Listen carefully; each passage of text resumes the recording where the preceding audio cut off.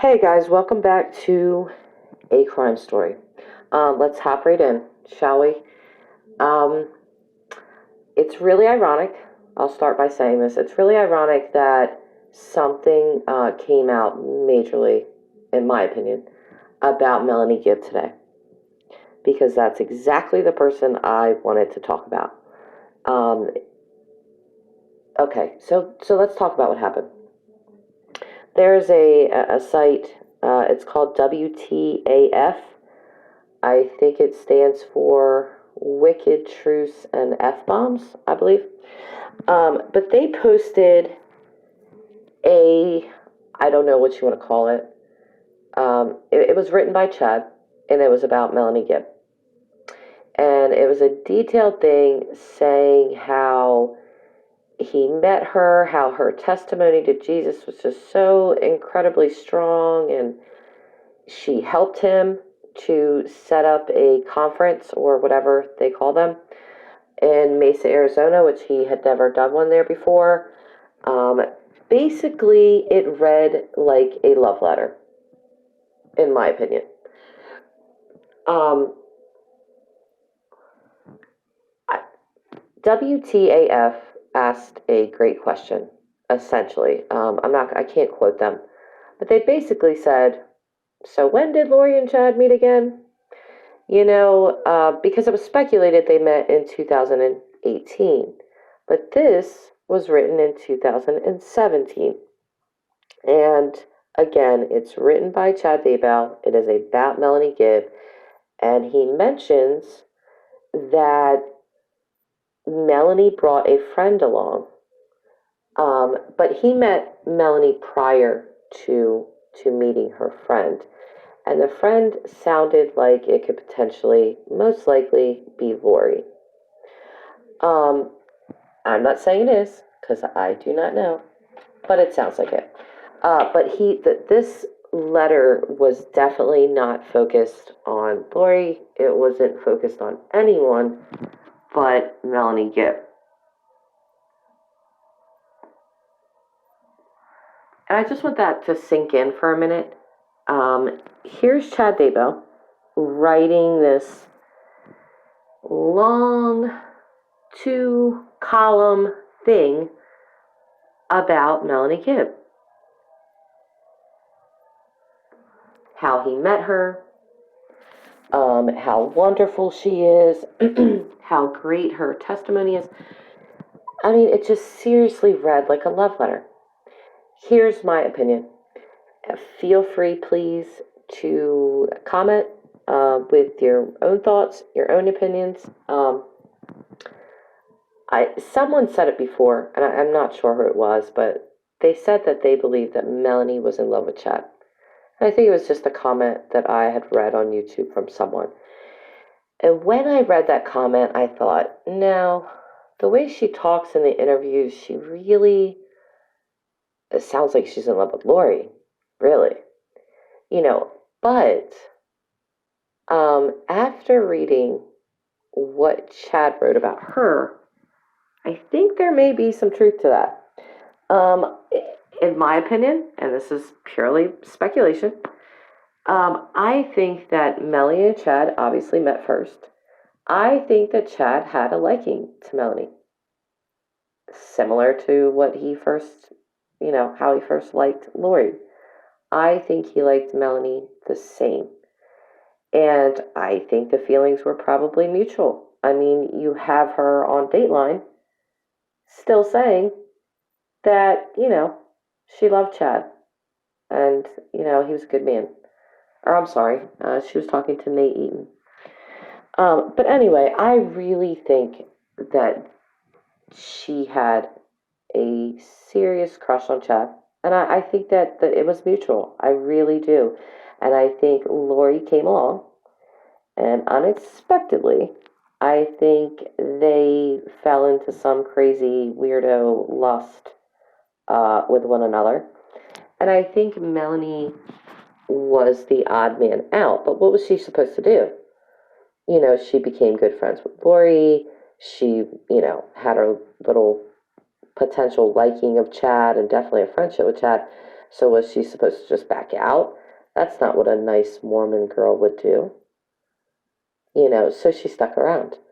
But I feel like there's some hidden things going on here. I really wonder what Melanie really thought of Chad and Lori being together. Because something in my gut tells me that she did not like it. And not because she thought that they were, how did she describe them? Fire and gasoline? Not because she thought that. I think there were some feelings for Melanie Gibb going on. And I think initially there were some from Chad also, but Lori put that fire out. And, he started right up with Lori. But it's very interesting. I'm going to put that letter up on the screen for you guys to read. And I believe WTAF is on YouTube. So I'm going to try to tag them because they did post it. But geez Louise, when I read that, holy cow, I was like, whoa. Melanie Gibb is so deeply embedded in this story. It's kind of surreal. And at this point, if there was any doubt left that this woman didn't absolutely know what the heck was going on with these two, this letter just erased the tiny single nothing of a doubt, really, that I had. But I would be fearful of Melanie Gibb. To me, she's a wolf in sheep's clothing. I think she comes at you as so nice, so nice. It's not really like me to gossip, and these are the sorts of things she was saying in her interview, that she wasn't a gossip, and I don't really like talking badly about people. Hey, listen, lady, your best friend, okay, the one that probably hooked up with the guy you had your little crush on, was telling you that her kids were zombies. You knew what that meant. You did nothing. Nothing. And I just have to wonder, because all of Melanie's ramblings about Jesus, give me a break. Give me a break, lady. Okay, I know plenty of good Christians. They don't act like that. I even know Mormon people. I've had encounters with Mormon people coming into my home. They were cool people. Very nice people. But I don't believe that they would have any of the people that I know that are pretty religious, that try to live their life that way, would even for a second think that what Lori and Chad were saying to them was okay. Or, her playing stupid. Oh, well, they're asking her, well, didn't you really think that was kind of crazy? Well, yeah, a little bit. Just, she gave that wasn't a quote, but she just kind of gave those kind of answers. Like, yeah, I guess so. And, that smile. Smile freaks me out. And it reminds me of Lori. Lori did that same weirdo smile in court.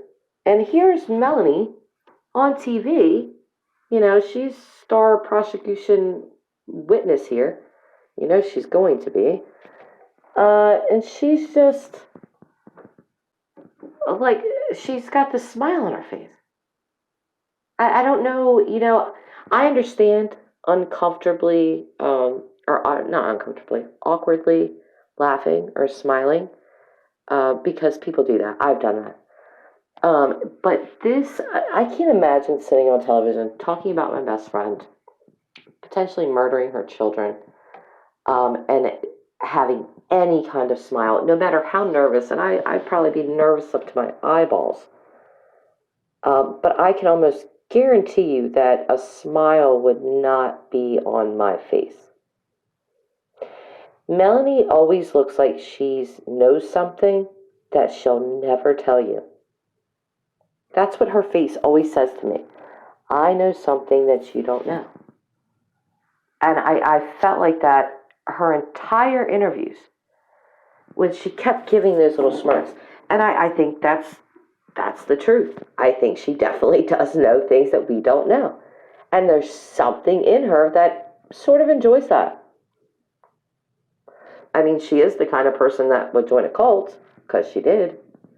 So, secretness, things like that, they kind of seem to be her thing. But read over this letter from Chad about Melanie Gibb and tell me what you guys think. Tell me if you got the same thing from this letter column, whatever it is, whatever you want to call it. Tell me if you got the same impression that I did. That there was some crushing by Chad going on towards Melanie, and most likely it was reciprocated, and I come to those conclusions because of her interviews with Nate Eaton. It was hard to watch at times, honestly. As she started saying that Chad was a good man, and that she still loved him. Like, excuse me? What are you talking about? Are you insane? Never mind, don't answer that. But yeah, that's when I was watching her, I was thinking, really? Like, and if you think about it, that's pretty bold.